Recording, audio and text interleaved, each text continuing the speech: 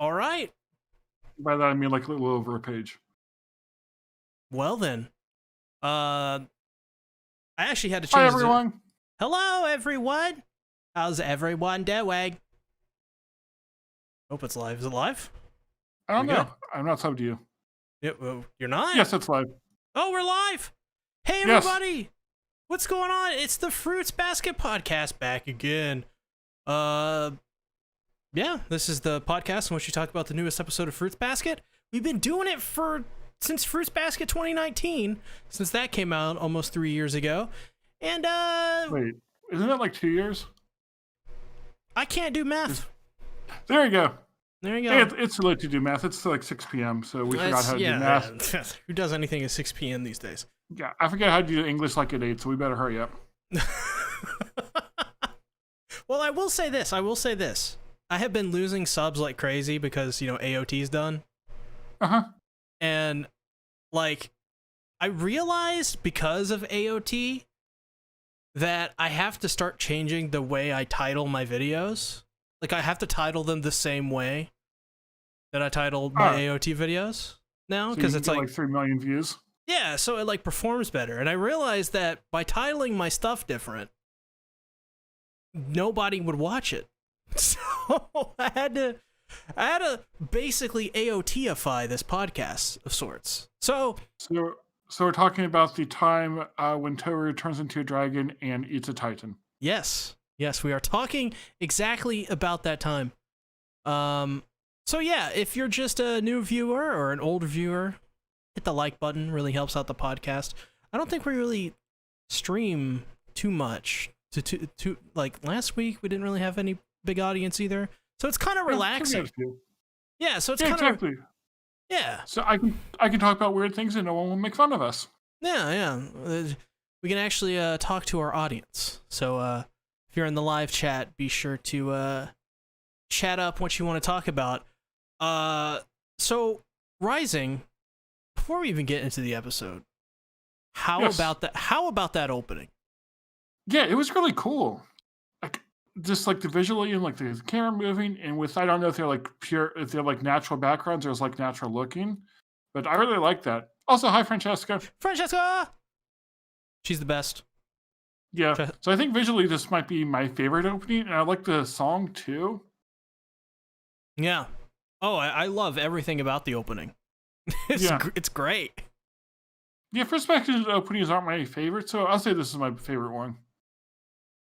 Oh yeah, I think this is by far my favorite opening out of all the Fruits Basket openings. Also, hello, Victational Gaming, and Brittany. What's going on, guys? Oh, yep, I remember some of these names. Yeah. Also, she's muted because of spoilers. It's fine. Okay. Tons of spoilers in this episode. But I like the mix of the visuals of clashing 2D anime that we know with actual real footage, I suppose, or some type of video they took. It's beautiful, by the way. Beautifully shot and beautifully color corrected and all of that. I mean, it just looked incredible, and the transitions were smooth. It really felt like they spent a lot of time on it. I think it actually might have an interesting symbolic meaning too. The combination of like the characters and the real world, it shows how the story of the characters really is foundational with reality too, and like how people can relate, how the real lives reflect the lives of these characters in some way. Oh yeah, like you can do a lot of cool stuff with this opening. I would love to see more anime do this kind of opening. I don't think I've seen many anime do this. For some reason, my mind goes to like the old Type Moon visual novels, where they would take pictures of real life things and then run them through like Photoshop. Well, I'm thinking of the ending for FLCL, which they basically take pictures of a moped as it goes around town. Ah, yeah, that's a good song. Pillows are great. Brittany says episode was crazy for me. Was the episode crazy for you? Yeah. Yeah. It wasn't as impactful as the last episode. I I have thoughts. I'm not as big of a fan of some of the decisions, but I'll have to think about it more. Oh, for me, it was absolutely crazy. Super Bleach says my favorite OP is Home, OP4. I think that was one I didn't really like as much. That was the second opening of last season. Yeah, I want to say, yeah. The math adds up, although I'm not doing math. Yahaya, sorry if I mispronounce your name. Hello, how are you guys doing? I'm doing well. I can't speak for Rising. Maybe Rising's losing limbs or something. We don't know. Crazy dude, but it's been good. I need to get a giant attack board and string for reasons. I should too. Yes, I have reasons for it. Taxes but we will discuss that at a later time. Taxes are very taxes for a YouTuber. No, like a tack board, like where you like have string to connect everything, and like you put paper with stuff. Oh yeah, I have one of those. Yeah, I'm gonna do that to map stuff out. Oh yeah, those are fun. Francesca says, give me ideas. My favorite OP is Home too. So we got some Home fans in here. Okay, I'm a fan of my house. It's a good house. Yeah. So can you confirm a good house? Good house. Fluffy. Yeah, very very fluffy. Wait, what? Why is it fluffy? Because you have like 18 cats. Oh yeah, that's right. I have a bunch of cats. So I guess the big thing of this episode, like the big talking point, I guess we'll just kind of trickle down during this podcast to other topics, was the big SHIGURE reveal. Oh yeah, that's what was crazy for me, because of just like the way it happened. Like in the moment, like I didn't feel it was impactful until you actually really thought about the last 2 seasons, how he's acted, and then just also the ramifications of everything and what it meant. In a way, I don't really like it, because like the big reveal is that I guess the reveal that SHIGURE loves Akito, that sort of makes sense. Then they're just taking it to a sexual place, kind of feels off-putting. Well, it is wildly inappropriate to sleep with one's mother, I would say. So. Well, no, it's like SHIGURE sleeping with Ren, which that's definitely also questionable. For sure. Oh, for sure. Why only 11 people? I don't know. This seems to be the amount that we have, then more people will show up as we go. Yeah. That's whatever. Yeah. Plus, I think people are excited about the last episode, or like the first episode of the new season, so that tends to get more. Not everything I do can be like a 50,000 viewed AOT video, so I don't know. My rubber band just broke. I'm sad now. Sophia's here. Yo, what's up? So with the SHIGURE stuff, what really got me was how he just, like, it all just clicked. Because for the first 2 seasons, I didn't really hate SHIGURE. I didn't really think much of him. He was just kind of there. We, of course, got glimpses of it throughout the seasons of him kind of being, like, using Akito, but for what? It seemed like there was always a goal in mind. And now we know that all the things that, like, he said to Toru and stuff, like all the pervy stuff, and, like, it just makes it retroactively makes those first 2 seasons, like, his interactions that seemed kind of, I don't want to say innocent, but, you know, less harmful. It was like they're meant to be more comedic. Yeah, that's probably what I'm trying to get at. Into these kind of like kind of disturbing, sleazy kind of interactions, knowing that. And what Brittany Waite just said, she's never seen a relationship so toxic in anime. And yeah, when I was like rewatching and thinking about it, I'm like, that's really the point of it. And it also explains why Akito is in a way so messed up, is because it's what SHIGURE is doing. Yeah. And really getting into the mindset of someone who, like, he loves her, but is also, like, abusing her. Yeah, the way that he came around, and there was this one scene, I can't remember exactly what SHIGURE said, but it was like, in just the way it was written, it was like, he was like, I love Akito, and I want to protect her, but I also want to smash her to bits. And Yeah, like, I think I wrote what that down. that was crazy. Where was it? Like, it was. Akito, I thought I wrote that down. Continue talking while I find this. Well, Francesca says throughout the series they've been talking about how twisted Shigure is, and now we see why.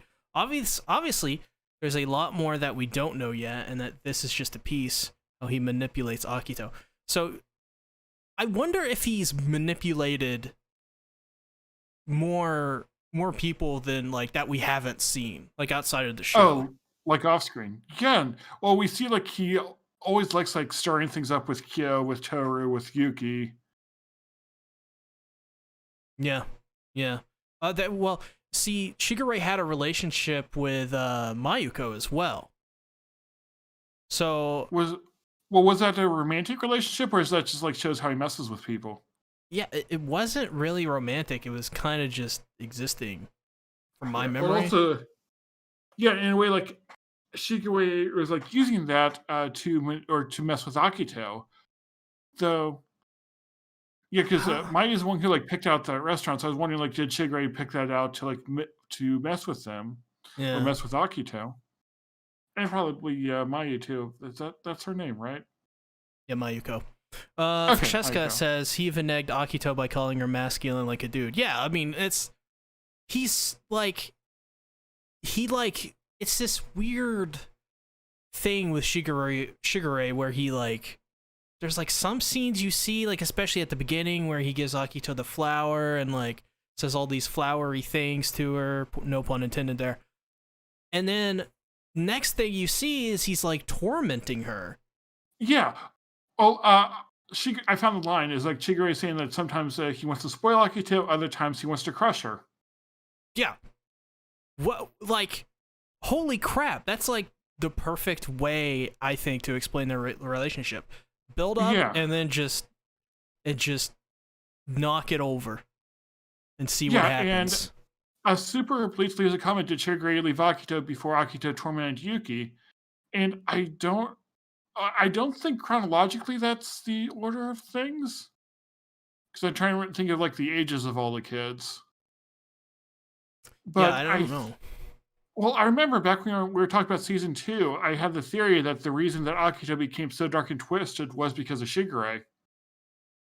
And that was like a crazy theory, but maybe I was onto something. Yeah, I mean, this opens up so many things. Maybe it's not Akito, maybe that's the big bad guy. Maybe it's Shigure and Rin. Yeah, because in the way we were setting up Rin with episode 1 and setting up Shigure to be the bad guy in episode 2, that would make sense. Yeah, maybe Akito is the problem. She's the symptom. And through that, like there's just so many things with Akito, especially, I think. Okay. So Mayuko and Michan are two different characters.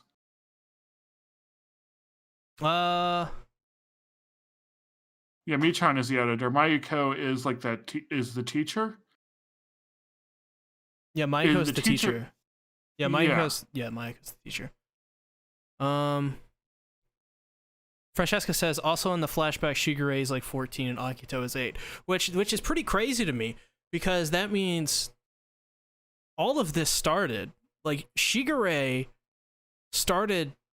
probably started the maybe we don't know much about Ren, but like at this point we can believe that Shigure is the one who started all this nonsense to begin with, and from the very beginning had this mindset. See, I wonder now if Shigure like has this weird obsession with Ren or something more than Akito. Oh, and maybe use Akito to get to Ren. Yeah, well, I feel like we haven't really seen it or seen anything of that. But again, there's a lot of stuff in the background we don't see. Yeah.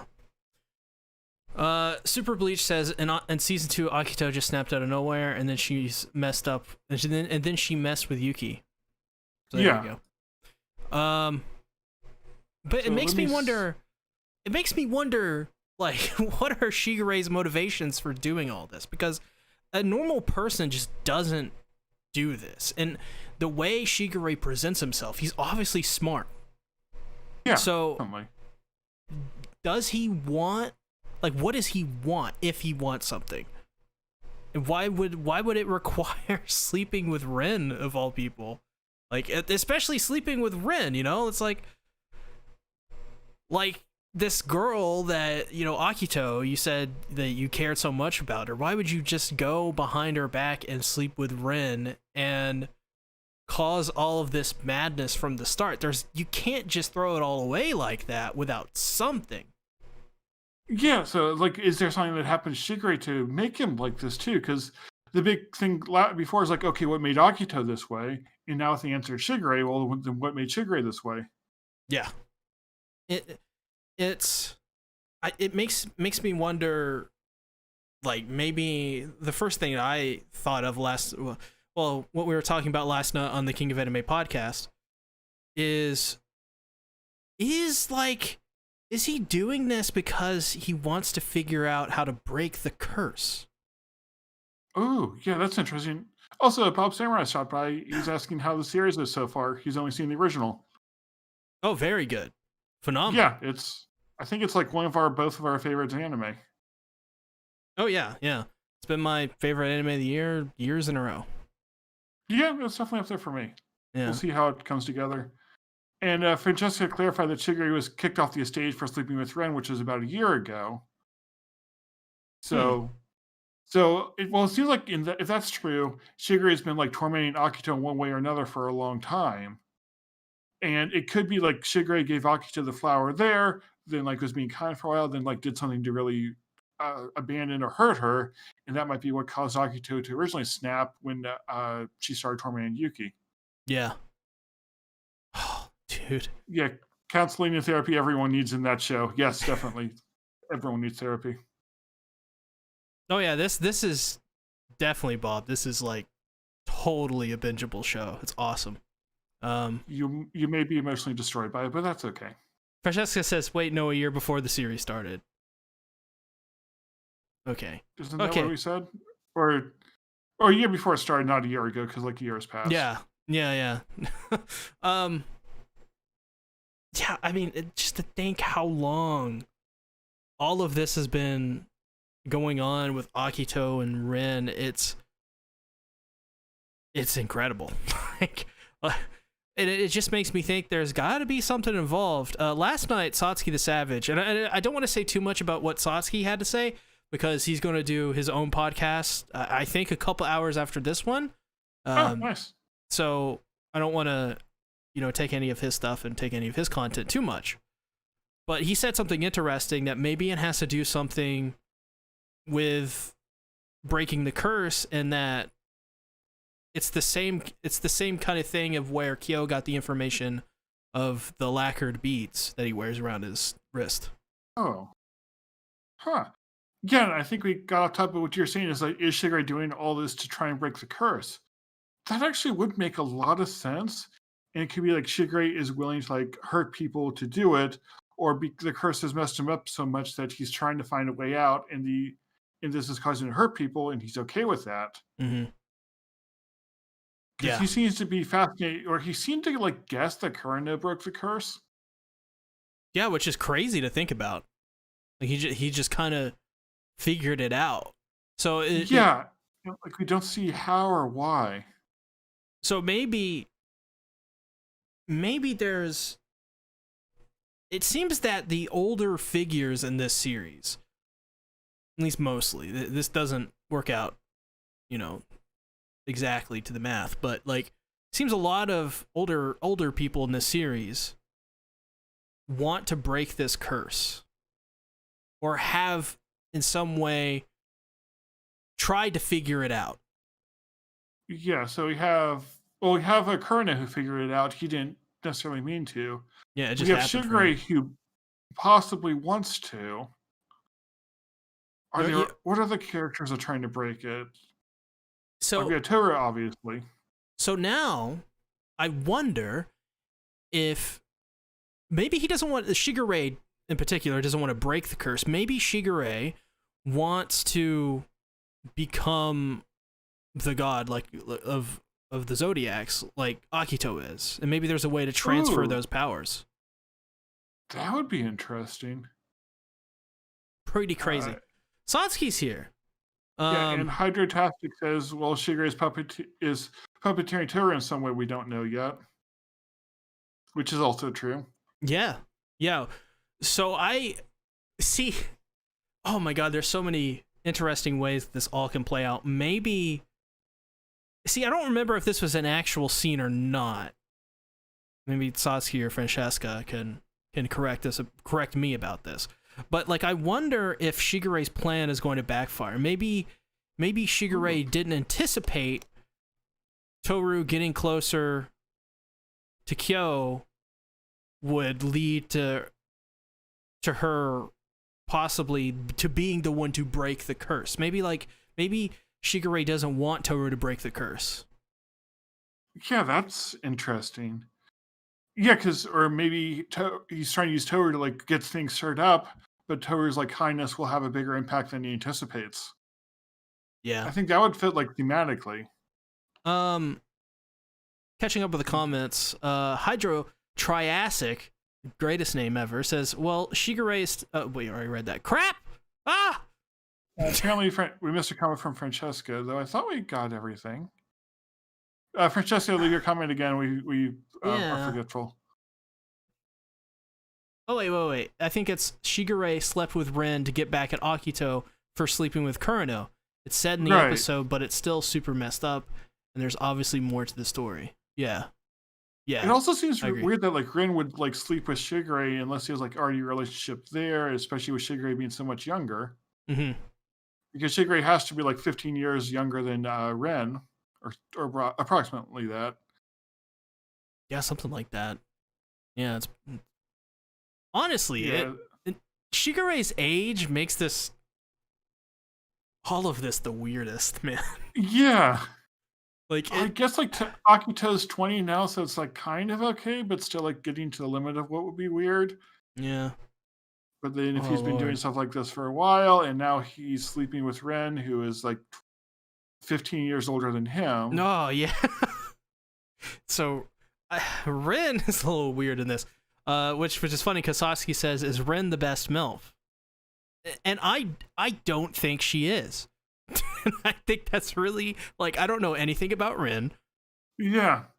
But except she's also definitely messed up. If Akito hates Rin and that's like her mother, I immediately think there's no, like, she's got to be at the bottom of mothers, right? Like, immediately.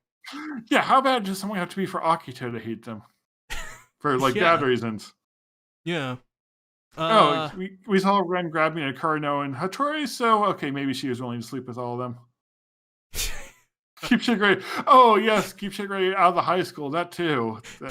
Yeah. Shigure don't need to be near.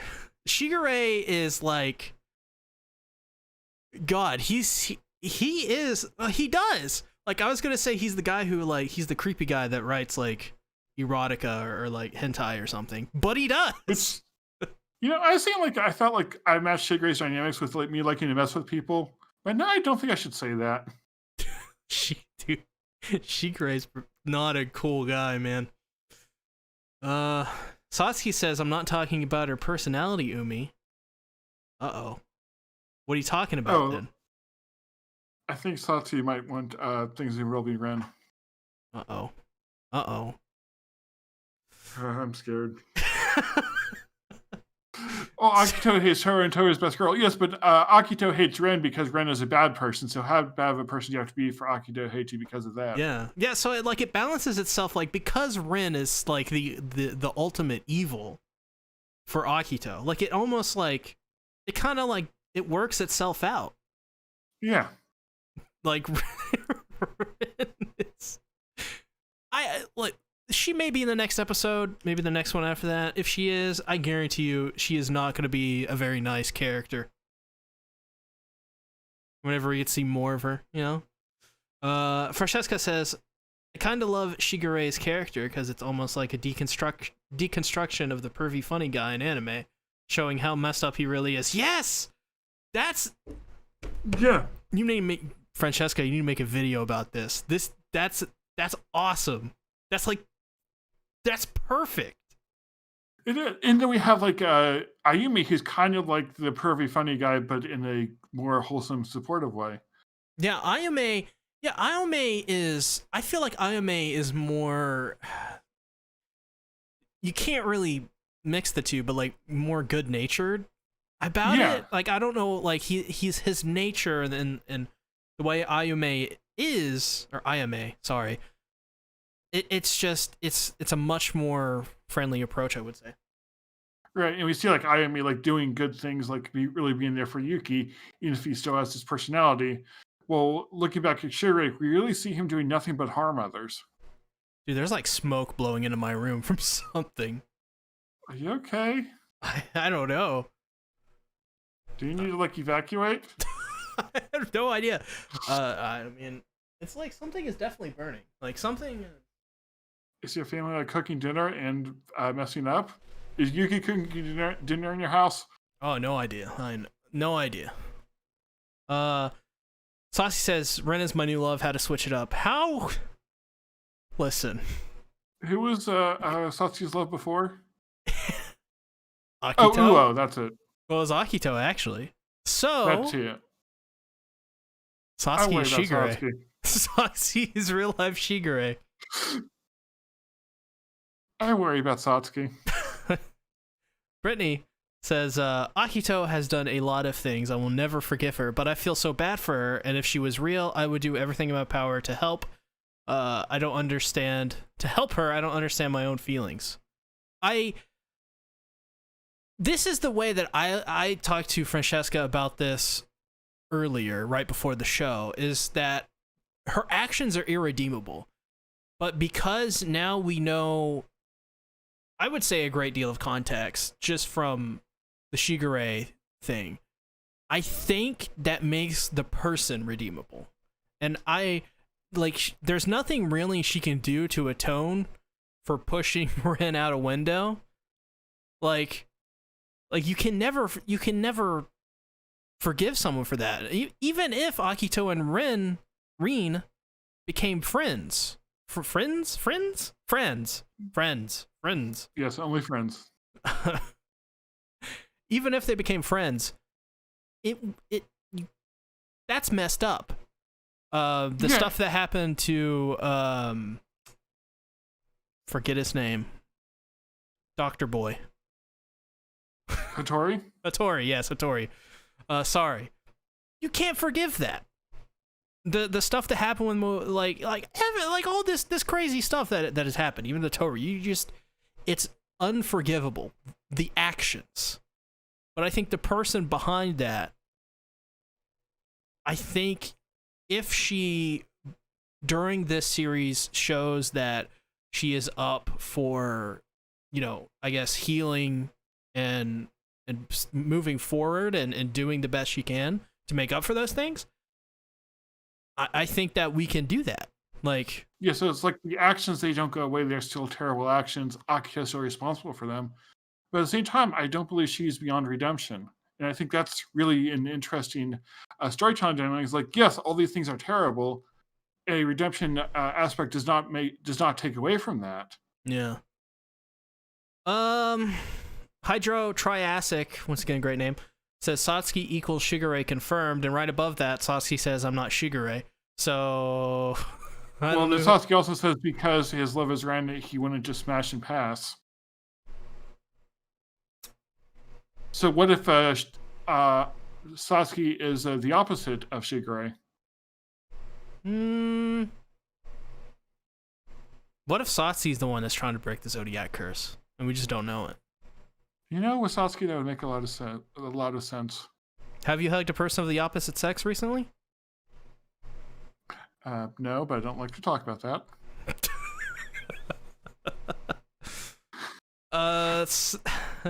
Super Bleach says, I still can't forgive Akito. Satsuki says, my heart is big enough to forgive Akito. I think that's called an enlarged heart. You need to go to the hospital for that. And then he goes to say, Akito hurt my son, but it's fine. Who is Satsuki's son? I don't know either. Oh my god.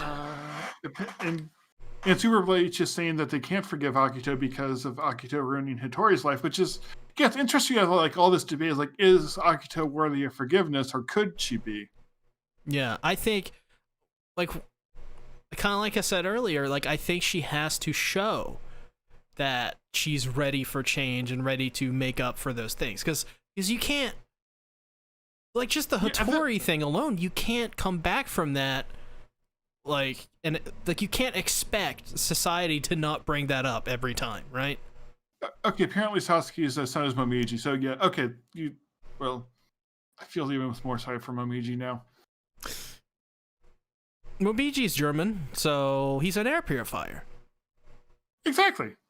Francesca says, sorry, continue. Oh, we also had Momiji and Toru holding hands this episode. Oh, this is true. Yes, I saw that. It was very adorable. Yes. Francesca says, when you think about it, she probably hates Rin because she looks so much like Rin. Like, remember in their scene together, Akito is basically calling her a slut. Yeah. Yeah. She hates long black hair. So. Yeah, and we also have Rin sleeping with Haru, so she might see Rin in that light too. Oh God. Oh no.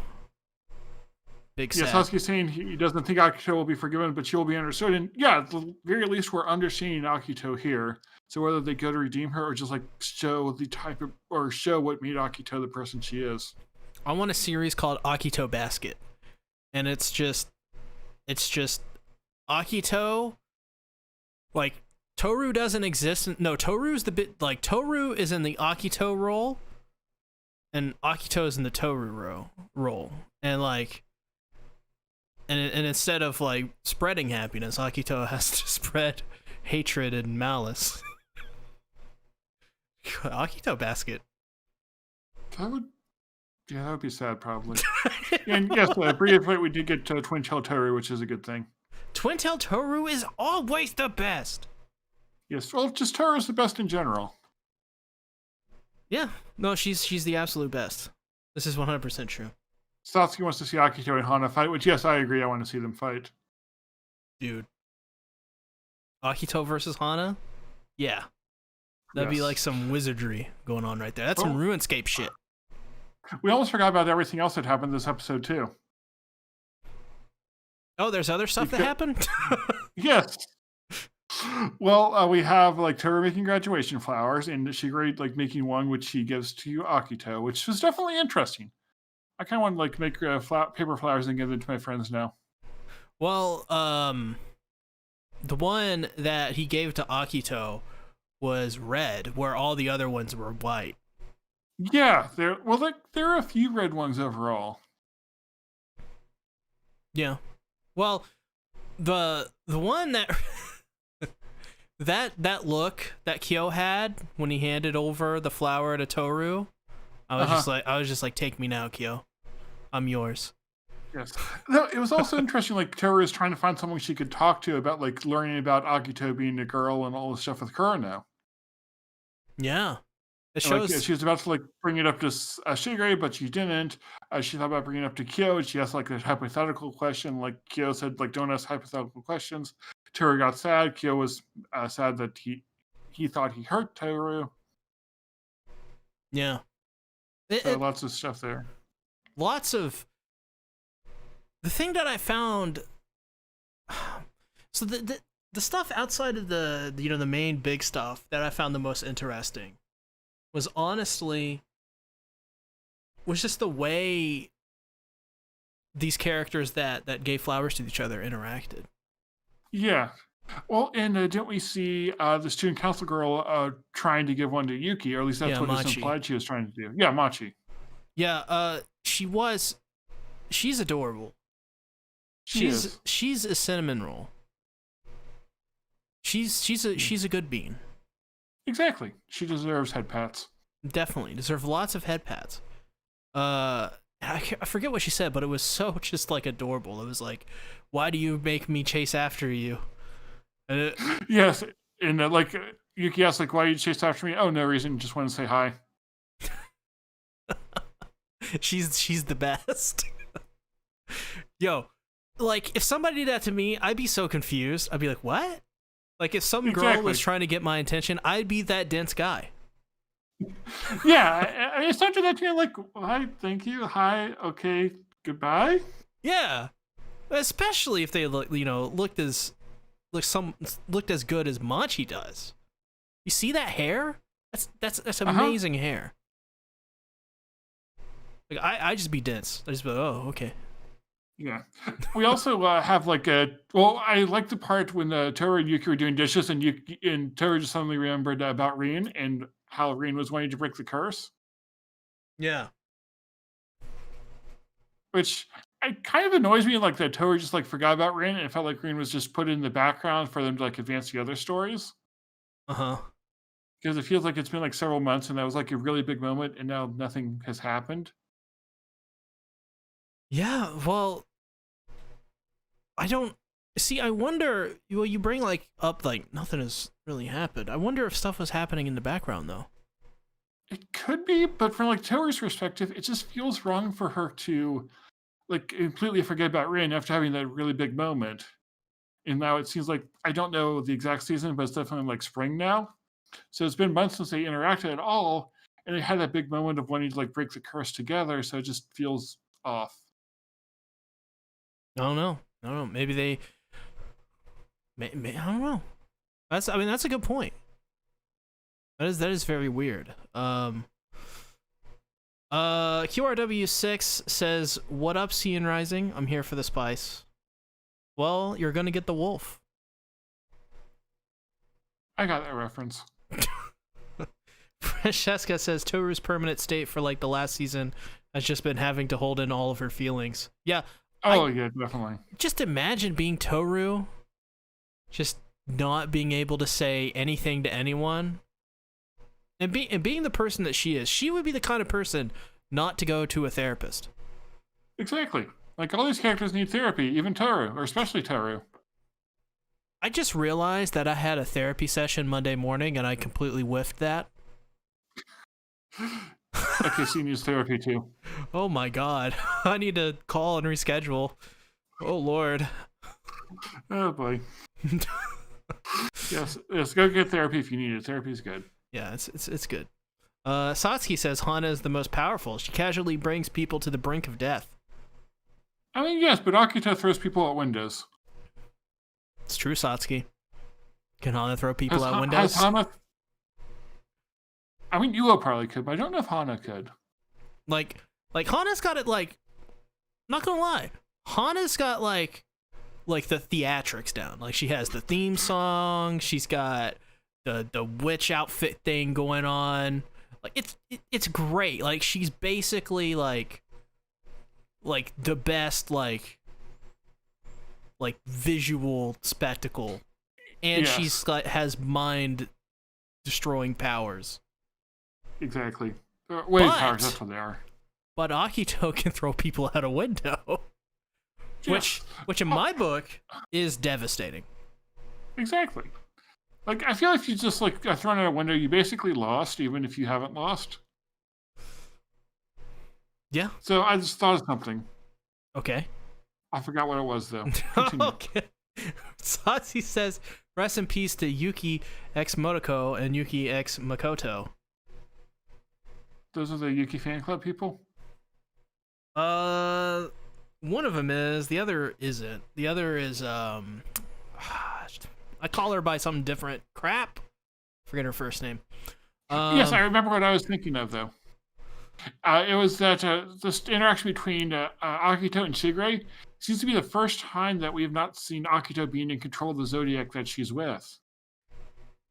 Huh. So I'm wondering if Shigure has also broken the curse, and maybe, well, he could not have been recently because we saw, not in the past year because Toru turned him into a dog, but it feels like he's able to resist the curse.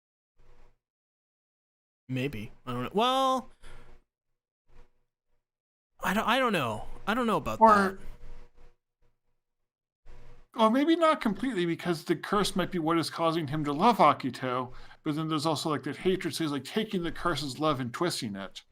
Well, we also don't really know exactly like what exactly, how like the rules and the boundaries of the curse, because there is oh my god, I'm forgetting names this week. This is terrible. This would never happen on any of the other podcasts. Yes, it would. Kyo Sensei. Oh, not Kurano. Kazuma, yes. He like he separated from the family, so. Well, he wasn't a Zodiac, though. Well, I mean, like, he took Kyo with him. So he like, separated from the family because of Kazuma.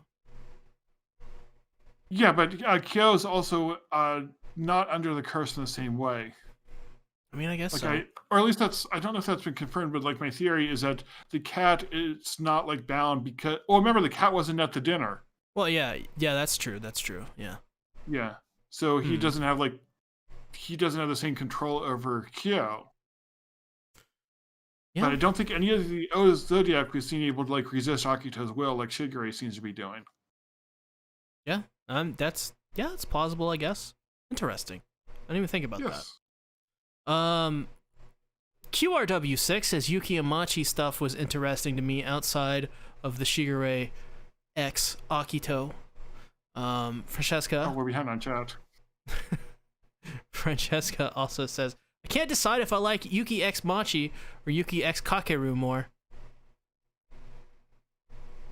Yeah, like Machi. Oh, I think Machi's just like a really interesting character for me, so that's the ship I go with. Brittany says, I have a theory there are so many different forms of love in the show. What's love breaks the curse? Yes, I could see that, like the love tying into breaking the curse. Or maybe it's just it like... could be... Sorry, continue. Yeah, because I'm thinking, like, how did Kurano break the curse? Was it out of love for Akito? Which maybe, like, if the love becomes something like pure and the curse isn't needed to drive it, then the curse can go away. Okay, so you know how Fruits Basket... My theory is, you know how Fruits Basket is really important on, like, individuality, or not individuality, but, like, accepting yourself, getting better, things like that. Oh, yeah. What if it is to truly accept yourself and love yourself? Yeah, I could see that. Well, if you think about what is the title of Fruits Basket, like, why did they name it that? It seemed like a random thing to, like, frame everything. Well, what if accepting yourself as part of the basket of fruit is how you break the curse? Maybe they all have to love each other or something. And maybe that's how Kurano... Because Kurano just kind of went along with Akito and couldn't leave her. So... Yeah. And he's still staying with Akito, so even with the curse gone and not having to. Yeah, maybe he's doing this very, selfless thing here by staying with Akito for her sake. So maybe it has something to do with... Maybe even has something to do with Akito learning to accept all of the others. Oh. Well, has she accepted Kurano then? These are good questions. Very good questions. QRW,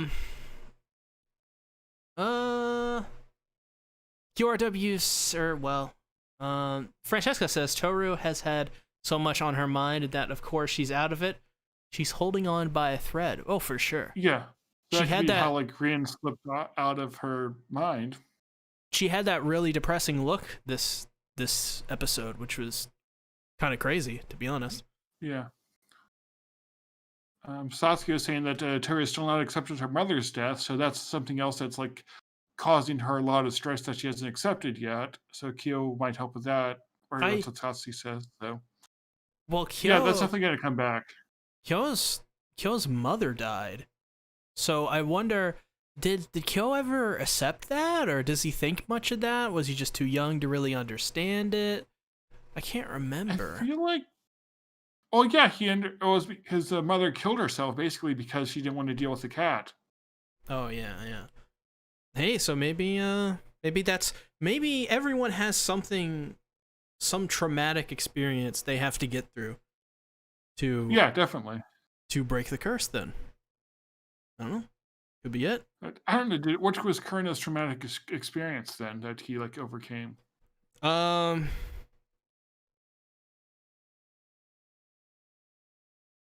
Mm. Yeah, because I'm thinking like, what did Kurno do that none of the others have done? killed some. I don't know. Well, I mean, we don't know all that much about Kurno, really. This is true. This is very true. Lee Bob Swagger said definitely Yuki X Kakeru. So there you go. All right. I don't see that one. Super Bleach says Akito has the power to summon the Zodiacs and use them to beat up Hana. I mean, but aren't the Zodiacs like afraid of Hana? Like, have you seen Kyo and Yuki when Hana gets all Hana? It's true. Waves are very scary. It's exactly. part of like the theatrics. If Akito told you to beat up Hana, would you do it? I can't beat up Hana. Exactly. She's too nice. I mean, yes. And Hydrotastic says that Kyo is blamed for his mother's death. So yeah, there's definitely trauma there. And he probably still blames himself to some degree. Mm-hmm. Yeah. Yeah, that is some crazy stuff. Crazy stuff. Enkidu says Akito, the ultimate Pokemon master. Okay. Different kind of Pokemon, I suppose. QRW6 says Motoko and the former president should hook up since they both were Yuki fans. Oh yes, and Motoko is the Yuki Club, and Makoto is the student council president. Ah, okay. The show really needs to like make the character names more distinctive. Oh Lord, we're bad. I guess in like Japanese is more clear because like each letter represents like 2 letters, so. Guess so. Francesca says Akito. Oh wait, you just read that. Or no, you didn't. Akito does have a hold over Kyo. We saw that he wasn't able to save Toru from Akito scratching her face. Yeah, so there is definitely some hold there. Yeah. Any final thoughts on the episode? Yes, all of them. All right. All the thoughts. All right. Well, as we end the podcast here, we'll do a little bit of an outro. Rising, where can they find you? In my bed because good night. All right. Also, check the links in the description. Yeah. All of Rising's links are in the description. Definitely go check him out as well. Check out Satsuki's podcast. Satsuki, you are free to leave links to your podcast.